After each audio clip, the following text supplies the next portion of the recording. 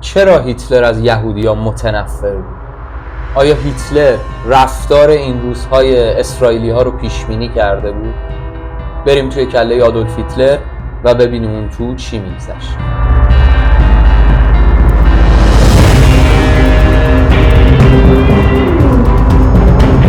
سلام، من محمد لزر هستم و اینجا چرا توره. درباره هیتلر، جنگ جهانی، نژاد آریایی، یهودی کشی و هولوکاست حرف زیاد زده شده. اما یه سوال ساده، مهم و واضح وجود داره که نباید بذاریم وسط این بحثا گم بشه و اونم اینه که چرا هیتلر از یهودی‌ها متنفر بود.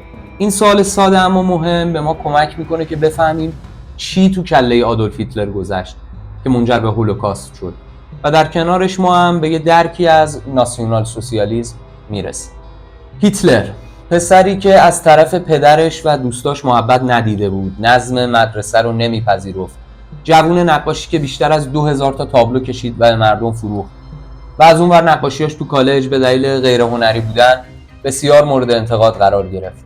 سربازی که از ارتش اتریش به خاطر قد کوتاهش طرد شد و در جنگ جهانی اول برای آلمانا جنگید.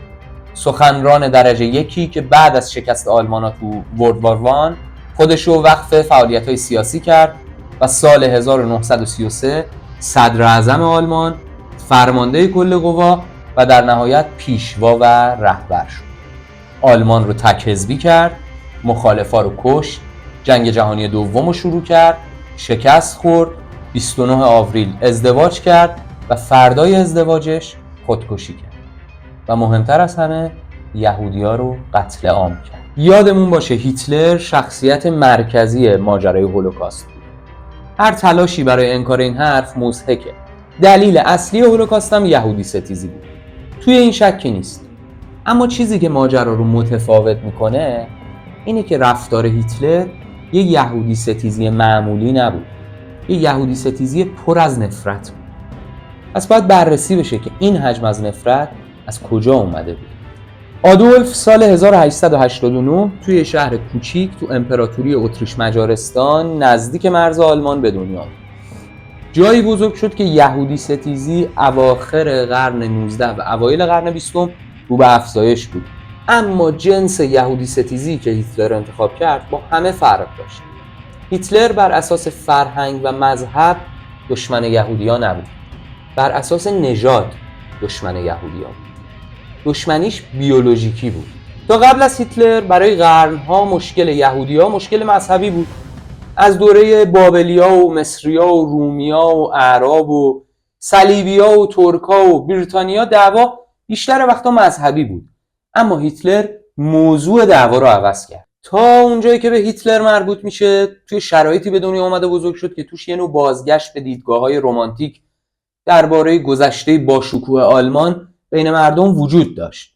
احساسات سوپرناسیونالیستی مردم و فیلسوفا و نظریه پردازا خودش زمینه ساز این بود که مردم آلمان علاقه داشته باشن تا خارجی‌ها و بیگانه ها رو از آلمان بیرون کنن. جایی برای خارجی‌ها توی ذهن آلمانی‌ها وجود نداشت. این حس یهودی ستیزی بر اساس نژاد توی هیتلر چه زمانی قوی‌تر شد؟ وقتی که از یه شهر بسیار کوچیک رفت وین. اون موقع توی وین شاید 200,000 تا یهودی زندگی می‌کردن. هیتلر وقتی توی وین بود از یهودی‌ها که ژرمن نبودن و خودشون رو نژاد جداگانه‌ای میدونستن و در واقع توی هم میلولیدن متنفر شد. از یه نژاد که بدون دولت بودن متنفر شد. در واقع از یه ملت که بدون کشور بودن بسیار بدش اومد.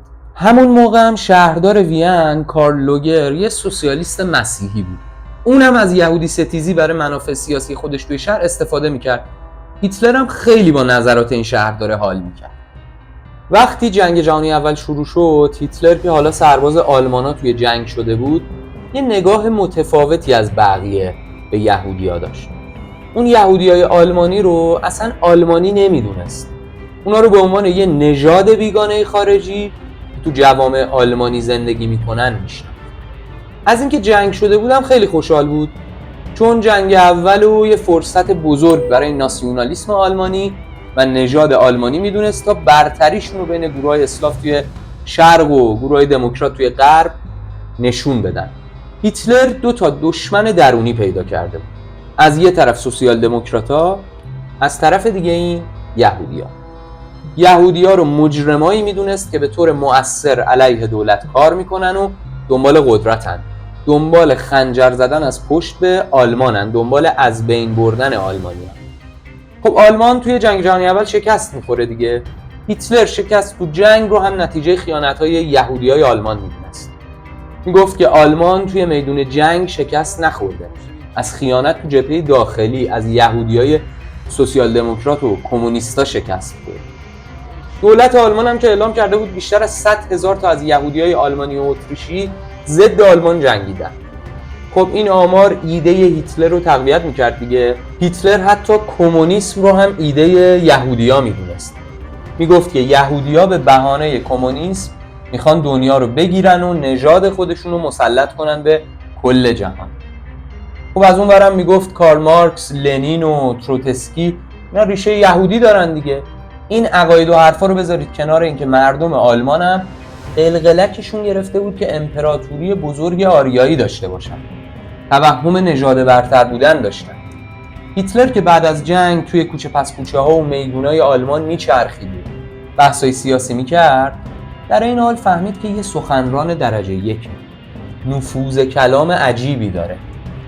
با همین ایده و حرفا تو بخشای مختلف جامعه بین صنعتگرا، سیاسیون و ملیگراهای آلمانی بسیار زود محبوب شد و تونست این ذهنیت رو بین همه جا بندازه که کمونیستا و یهودیا دست به دست هم دادن تا انقلابای به ظاهر کمونیستی توی دنیا را بندازن و سلطه یهود بر دنیا رو پیاده کنن.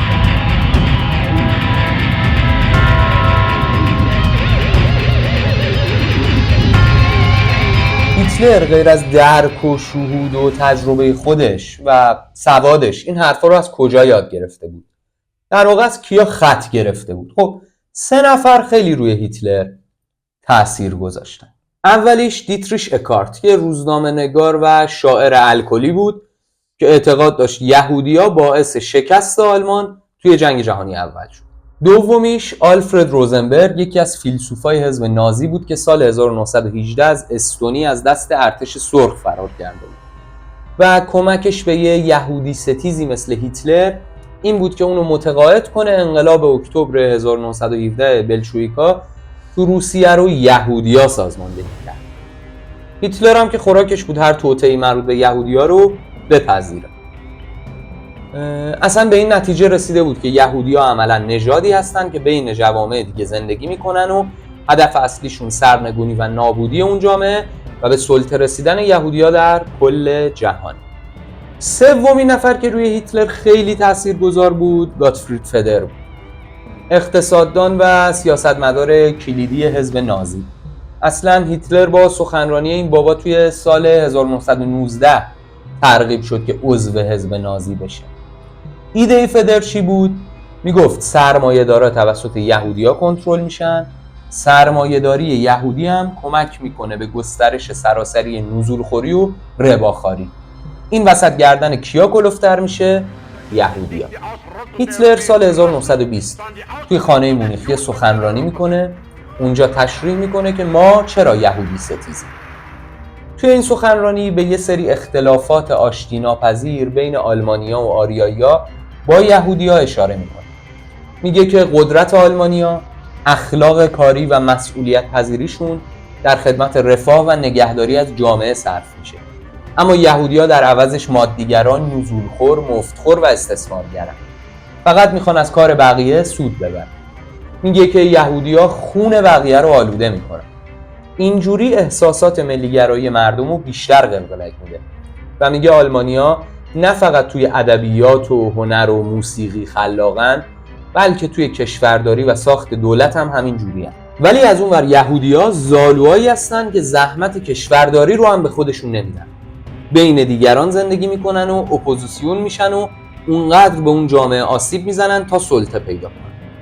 هیتلر اونا رو انگلایی میدونست که هدف نهاییشون ارث بردن از چیزیه که مال اونا نیست، براش زحمت نکشید. مجموعه این طرز فکرها و تأثیرایی که از بقیه گرفته بود نفرت هیتلر از یهودی‌ها رو به یه جایی رسوند که مثلا آخرای جنگ جهانی دوم باید انتخاب میکرد که با قطاراش نیروی بیشتر به سمت جبهه بفرسته یا با قطاراش یهودیای بیشتری رو بفرسته به اردوگاه‌ها. و خب دومی رو انتخاب می‌کنه. هیتلر به وضوح گفته بود که جنگ ما جنگ بین آلمانیا با انگلیسی‌ها و آمریکایی‌ها و فرانسوی‌ها نیست. میگفت جنگ ما با یهودیاست. به زعم خودش میخواست نسل بشر رو از ضعیف‌ها، ناتوان‌ها و یهودی‌ها خلاص کنه. شما هم نظرتون رو درباره هیتلر و قوم یهود توی کامنت‌ها بنویسید تا همه بیشتر با هم درباره‌اش صحبت کنیم. کانال رو لطفاً سابسکرایب کنید و زنگوله نوتیفیکیشن هم بزنید تا خبر ویدیوهای جدیدمون به دستتون برسه. این کار خیلی به ما کمک میکنه. قصه یهودی‌ها و دولت ملتشون هنوز ادامه داره. سرنوشت هیتلر هم این شد که فردای روز ازدواجش خودکشی کرد. ما به امید زنده هستیم تا ببینیم سرنوشت بقیه چی میشه. پس تا همیشه امیدوار، جنگجو و بدون نفرت باشید.